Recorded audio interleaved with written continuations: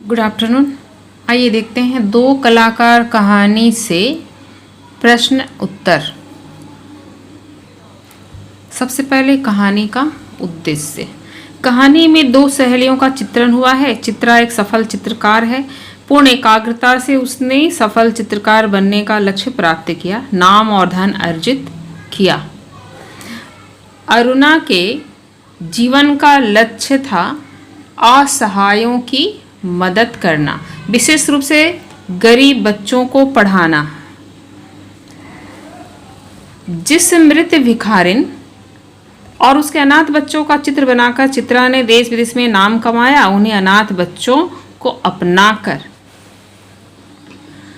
अरुणा ने उनके सूने जीवन को मातृत्व के रंग से भर दिया। चित्रा को जब अंत में यह सत्य ज्ञात होता है तो उसके हृदय में स्वयं की सफलता के लिए ही प्रश्न उत्पन्न हो जाता है।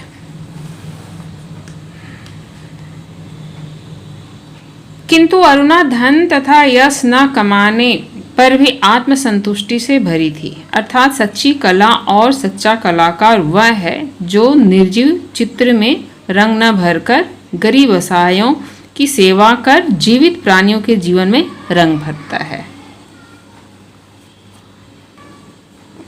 अर्थात कहानी का उद्देश्य यह बताना है कि समाज की सेवा करना ही सच्ची कला है और समाज सेवक एक सच्चा कलाकार।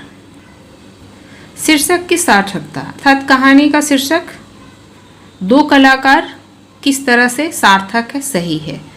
तो आइए देखते हैं। यह कहानी दो अलग अलग विचारधाराओं वाली अभिन्न सहेलियों की कहानी है। चित्रा अपनी आकांक्षाओं को अपना लक्ष्य मानती थी। उसकी आकांक्षा थी विदेश जाकर अपनी चित्रकला को निखारना तथा देश विदेश में यश अर्जित करना। अरुणा के अंदर भी एक कलाकार था। उसका उद्देश्य था दीन दुखियों की जीवन में रंग भरना। इस प्रकार कहानी का शीर्षक दो कलाकार पूर्ण रूप से सार्थक है। आइए देखते हैं चरित्र चित्रण। चित्रा एक धनी पिता की संतान थी। उसका लक्ष्य था एक सफल चित्रकार बनकर यश धन प्राप्त करना। किसी दीन दुखियों के प्रति उसके अंदर कोई संवेदना नहीं थी। किसी बड़ी दुर्घटना या हादसे में भी वह अपनी पेंटिंग के लिए मॉडल ही खोजती थी। अपनी सहेली अरुणा के समाज सेवा के कार्य का भी वह उपहास करती थी। चित्रा ने विदेश जाकर अपनी चित्रकला को निखारा और बहुत नाम कमाया। अनाथ शीर्षक से जो चित्र बनाया उससे उसकी ख्याति और बढ़ी। इस चित्र के पीछे चित्रा का स्वार्थ स्पष्ट दिखाई देता है। इस चित्र की प्रेरणा उसे गर्ग मेडिकल स्टोर के सामने मृत भिखारिन से मिली थी, जिससे लिपटकर उसके दो बच्चे रो रहे थे। इस घटना से चित्रा का हृदय नहीं पिघला था, बल्कि उसे अपनी पेंटिंग के लिए एक मॉडल मिला था। अब देखिए अरुणा का चरित्र। अरुणा एक साधारण परिवार से थी। वह चित्रा की अभिन्न सहेली थी, किंतु उसका चरित्र उससे अलग था। उसके जीवन का उद्देश्य था गरीबों और असहायों की सेवा करना, उसके जीवन से कष्ट को दूर करना, गरीब बच्चों को साक्षर करना। चित्रा ने अनाथ शीर्षक से जिन बच्चों का चित्र बनाकर धन और यश कमाया, अरुणा ने उन्हें अपनाकर उन्हें अनाथ होने से बचा लिया। उनके जीवन को मातृत्व के रंग से रंग दिया। उसका जीवन त्याग, सेवा और सहानुभूति पर आधारित था।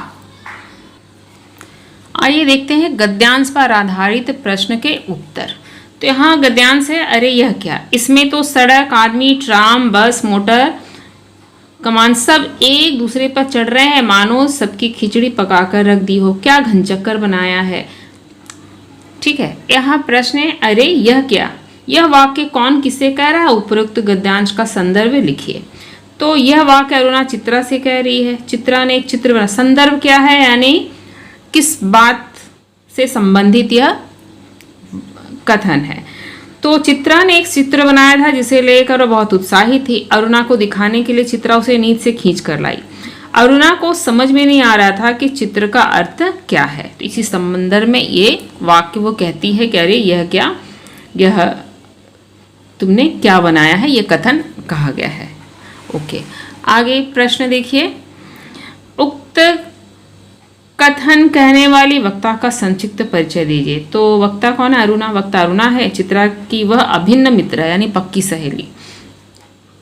उसे चित्रकला का कार्य निरर्थक लगता है। उसका मानना है कि निर्जीव चित्र में रंग भरने से अच्छा है कि किसी जीवित व्यक्ति का कष्ट दूर कर उसके जीवन में रंग भरा जाए।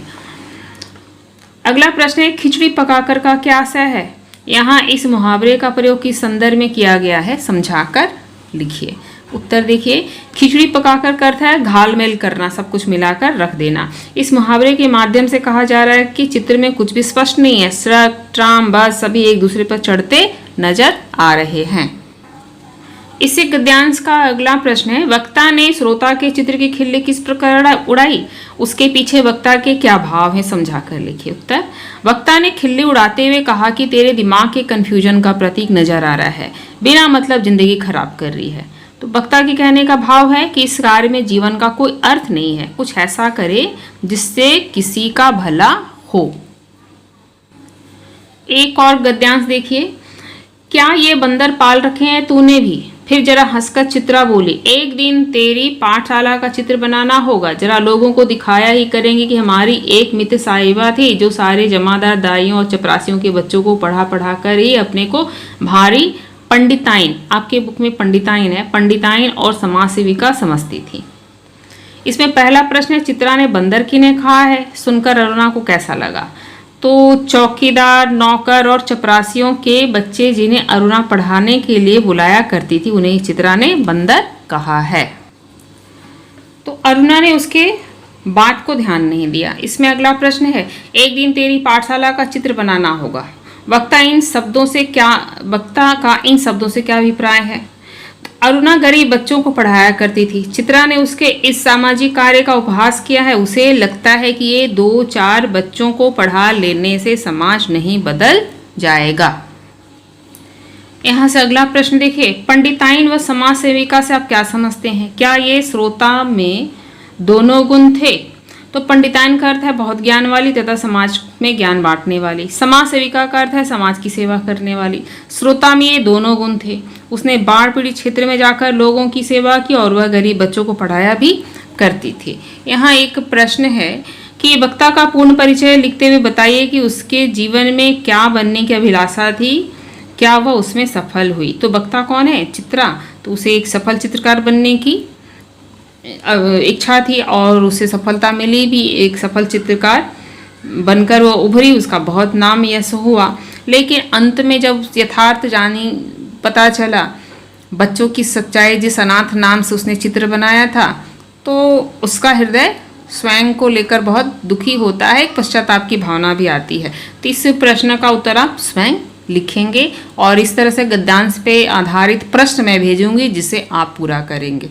धन्यवाद।